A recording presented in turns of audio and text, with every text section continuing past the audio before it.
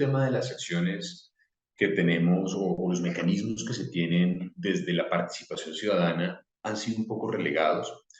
pero eso se ha compensado con una autoridad muy juiciosa, que es la Superintendencia Industrial, Comercio, y la cual vamos a hablar un poquito ahorita, que ha hecho un papel importante desde la defensa de los consumidores y junto con los colectivos de consumidores que tenemos, que también son muy activos acá, se ha buscado proteger y generar un cambio de cultura en el mindset de los consumidores, donde la gente ha aprendido a quejarse, donde la gente ha aprendido a acceder a la justicia y a los canales administrativos para poder hacer valer sus derechos, y eso ha creado un cambio en la cultura de los proveedores, de los comercializadores, de los importadores, que estaban teniendo con la relación de consumo directa al consumidor final.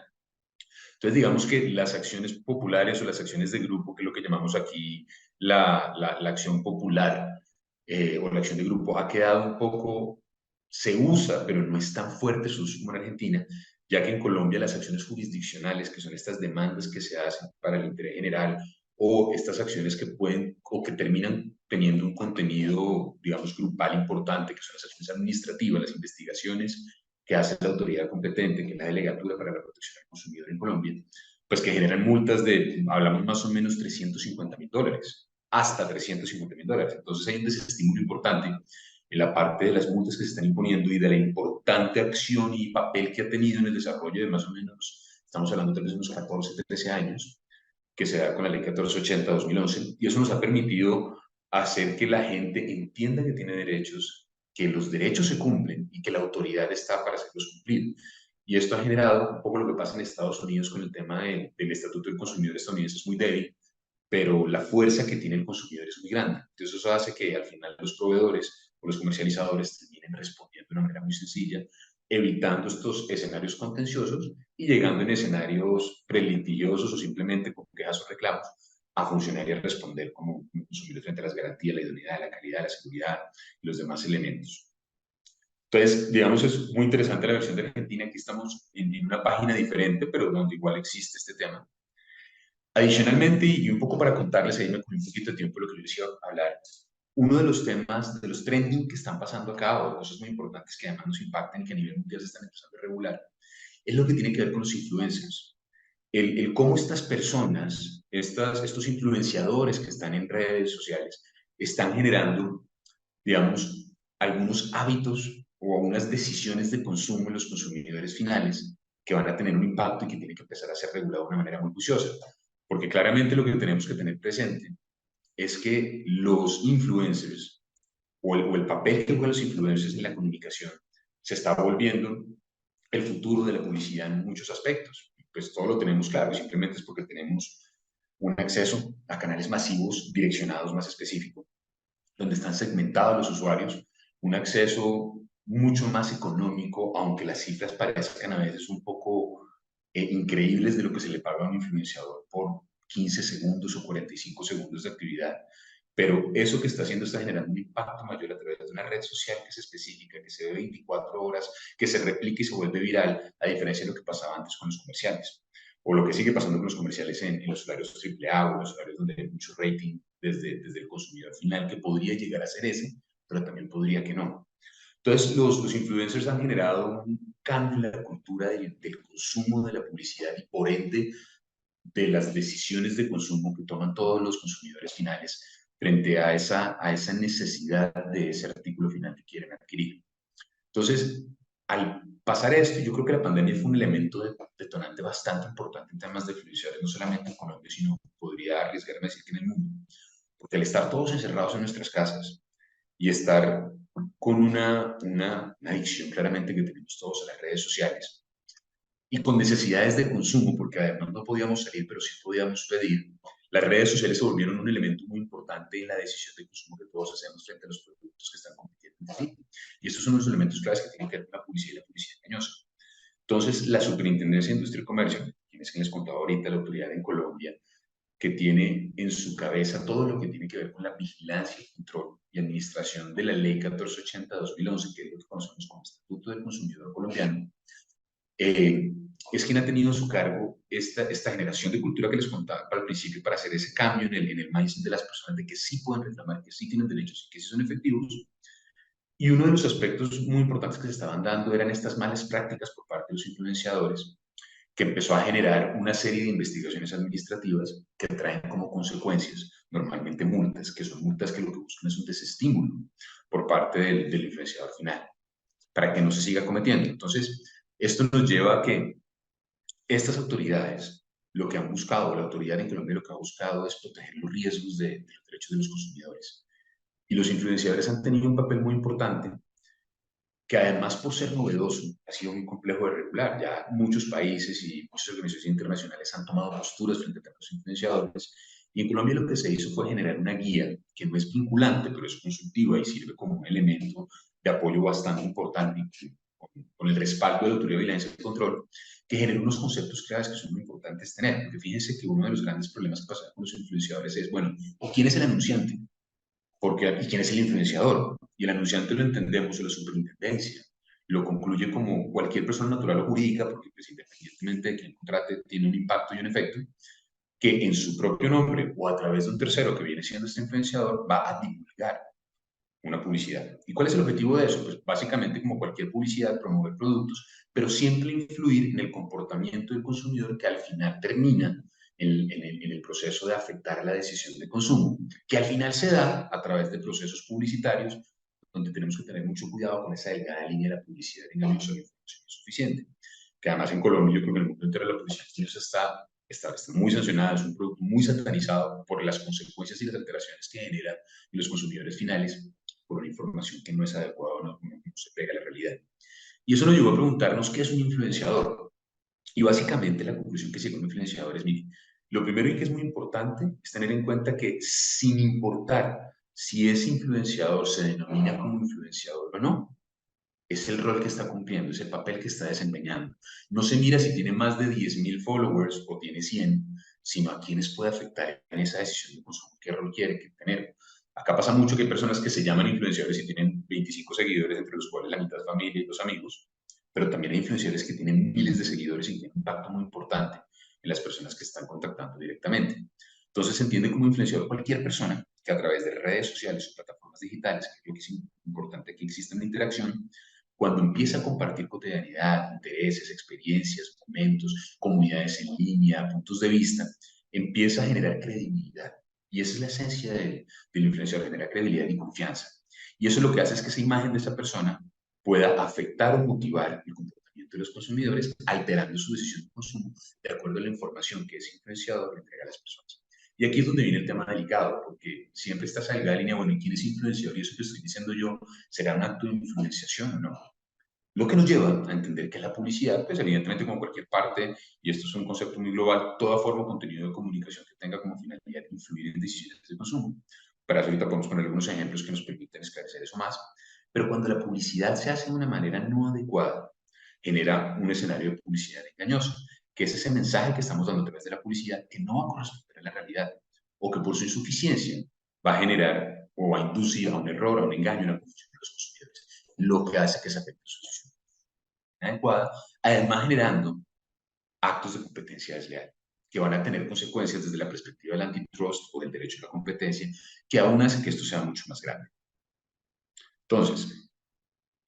¿cuál es la relación entonces para que podamos como entender un poco más el tema entre el anunciante y el influenciador? Entonces tenemos que tener presente que entre estos siempre debe existir un vínculo o una relación comercial. Puede ser expresa, puede ser tácita, puede ser vía contrato verbal, lo que sea, no importa, pero que exista esta relación y a cambio de esto, de esta difusión o generación de contenidos, pues haya algún tipo de remuneración, ¿sí? Y el objetivo siempre va a ser incidir en las decisiones de la audiencia. Entonces, estos pagos, estas compensaciones, porque normalmente no tienen que ser en plata, sean directos o indirectos a través de un tercero, a través del contratante, que es esa persona que genera la pauta, no importa el objetivo o la esencia del pago, van a generar, digamos, unas ventajas a las personas. Y muchas veces lo que se busca con esto, lo que se hacía antes jurídicamente era, mire, es que a mí no me pagaron, pero me dieron un descuento. A mí no me pagaron, pero tuve acceso a este producto. No importa, al final eso es un pago y eso lo convierte en un influenciador. Y eso nos tiene que llevar a un contexto normativo para que entendamos de una manera, digamos, un poco más clara lo que está pasando en Colombia. Yo creo que estos son temas que tienen que ver con el comercio electrónico de hace 20 años, que pasaba en el mundo y que tenemos que empezar a desarrollar de una manera mucho más agresiva. Y es que en Colombia nosotros tenemos una ley marco, una carta de navegación en temas de derechos humanos. y esa es la Ley 1480 de 2011, que es el Estatuto del Consumidor. Y esta protege a los consumidores en todos los entornos, publicidad tradicional y entornos digitales. Entonces, el comodín que lo jugamos en Colombia fue básicamente todo lo que regula una relación de consumo va a regular el canal tradicional y el canal no tradicional, que es el canal digital, las ventas a distancia, las ventas no tradicionales,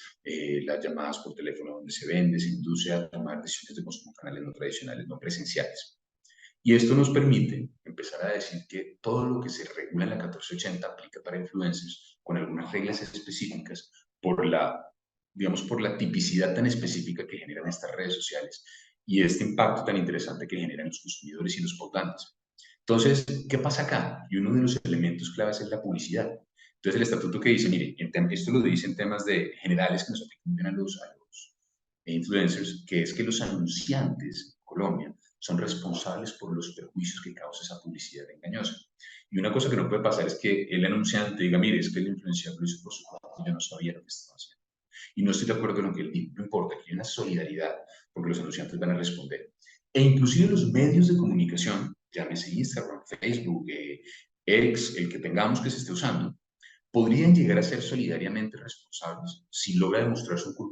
culpa grave o un dolo por parte de ese denunciante. Y aquí adquiere un poder mucho más fuerte la autoridad de vigilancia y control, porque esto genera un control bilateral a lo que el influencer o lo que está haciendo la publicidad genera.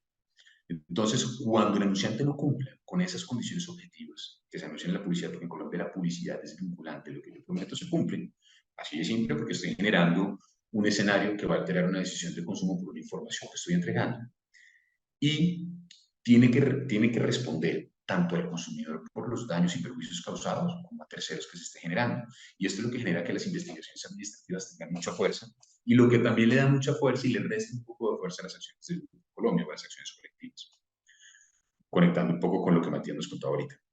Entonces, en ese orden de ideas, la publicidad de los influenciadores, cuando hay una relación comercial, evidentemente, porque yo puedo ser un influenciador y generarle publicidad a un producto que me pareció un buen producto, esta billetera magnética que cubre, que hace, me pareció excelente, no me están pagando, no me están patrocinando. No estoy haciendo un tema de publicidad, lo cual tengo total libertad, pero si hay una remuneración, soy influenciador, ese vínculo tiene que resultar claro y determinable. ¿Sí? Y es para que eso pase, tiene que emitirse un mensaje por parte del influenciador, ya que si no se hace, no se deja claro, pues vamos a estar en el típico escenario de vigilancia y control que va a tener consecuencias fuertes. Ya que cuando existe una relación comercial entre influenciador y anunciante, debe ser claramente determinado el mensaje publicitario. El influenciador que lo está diciendo, el medio de comunicación, cómo se responde frente a las obligaciones atribuibles a dicho rol. Entonces, esto significa que podrían estar sujetos a órdenes administrativas que les establece este estatuto que les contaba, en las que se encuentra el cese de la publicidad que no cumpla con las condiciones señaladas, la suspensión inmediata y de manera preventiva de la producción, la comercialización de los productos, inclusive va un poco más allá, y cualquier acción necesaria para evitar que se cause daños a los consumidores.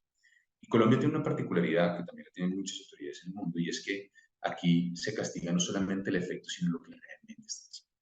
Es decir, yo puedo tener una intencionalidad y esa intencionalidad ya va a ser sancionable por el estatuto. Y no solamente a cuántas personas afectan o afecte. Se puede sacar una publicidad que genere cero afectación, pero el solo hecho de haberlo realizado, de haberlo exteriorizado, pues ya no genera una especie de responsabilidad objetiva. Entonces, cuando se incumplen esas normas contenidas en el estatuto, la superintendencia lo que hace es imponer sanciones, es iniciar investigaciones administrativas que les contaba están alrededor de 1.000 salarios mínimos, que más o menos son unos $350.000, hasta $350.000. ¿Y esto cómo se ha visto en Colombia? Para ir completando un poco y cerrando este escenario. Y es que ya se están empezando a ver investigaciones y sanciones, o tal vez solo hay una sanción hasta ahora, pero hay una investigación masiva, en unos influencers que tienen un impacto bastante grande. Entonces, hay estos personajes que ustedes van a ver en las fotos, una se llama Gina Calderón, el otro es Jefferson Cosio.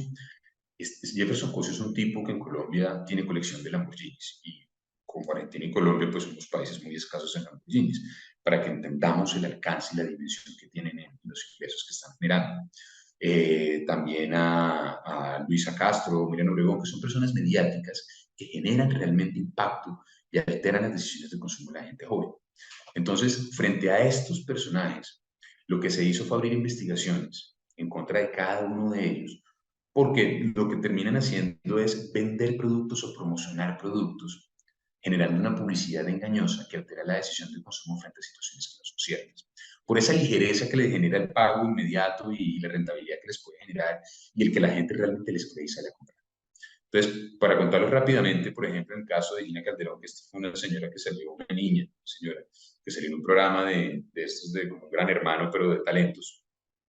Ella lo que hace es que empezó a vender fajas y lo que se demostró es que hubo un incumplimiento frente a unas órdenes impartidas que ya se le habían dado por un tema de publicidad engañosa. Hizo caso omiso de esto, va a tener seguramente todo el peso de la ley.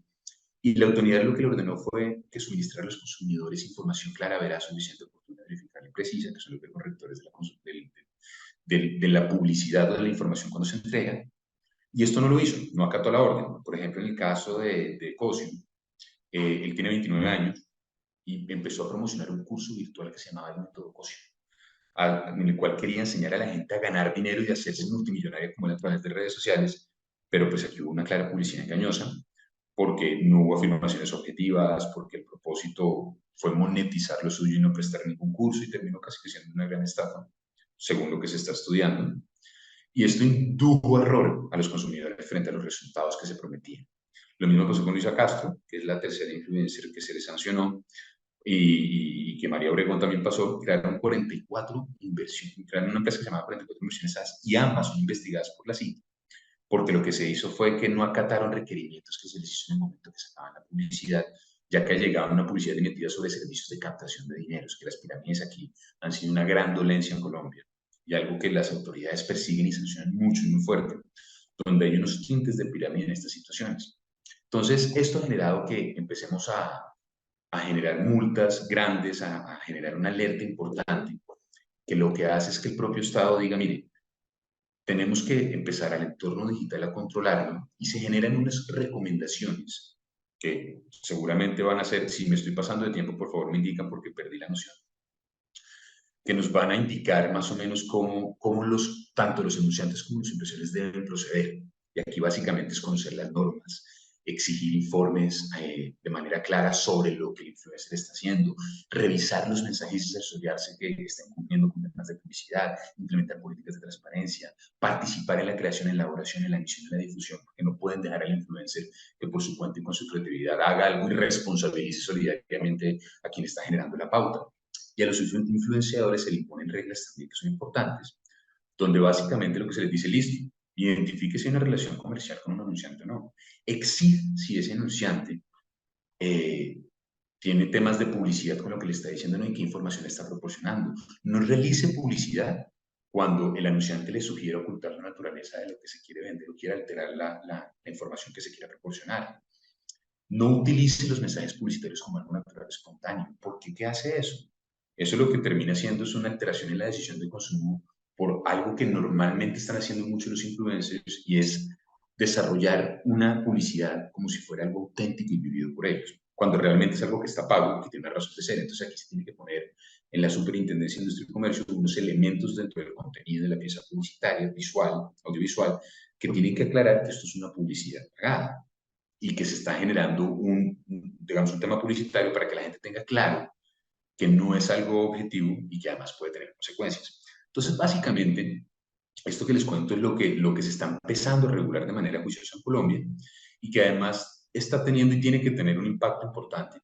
digamos, en la regulación de lo que el derecho de consumo es. Y conectando un poco esto con lo que nos contaba Matías ahorita, pues claramente las defensas de las agremiaciones de consumidores, como el consumidor y diferentes elementos tradicionales y grandes que están en Colombia, por supuesto que siempre tendrán la potestad y la facultad y el deber, además, de empezar a generar estas acciones de grupo o estas acciones populares que buscan proteger los intereses de estos consumidores de una manera colectiva, porque si algo impacta de manera colectiva en este momento al consumidor final, y es importante tener presente que en Colombia el consumidor final se protege por definición de jurisprudencia de altas cortes como un consumidor desprevenido, como un consumidor que no es técnico, que no conoce lo que sabe, que no lee las instrucciones, aunque sea un deber, que no es claro en lo que está haciendo. Y como la simetría de la información se da en quien tiene la información, la simetría en la relación de consumo que tiene la información, pues en este caso es deber del anunciante o del influencer o del promotor efectivamente ser muy claro en la información que está entregando para que esa decisión de consumo sea real y no se genere una afectación que genere una ventaja anticompetitiva que además traiga consecuencias supremamente grandes para las empresas y para los consumidores.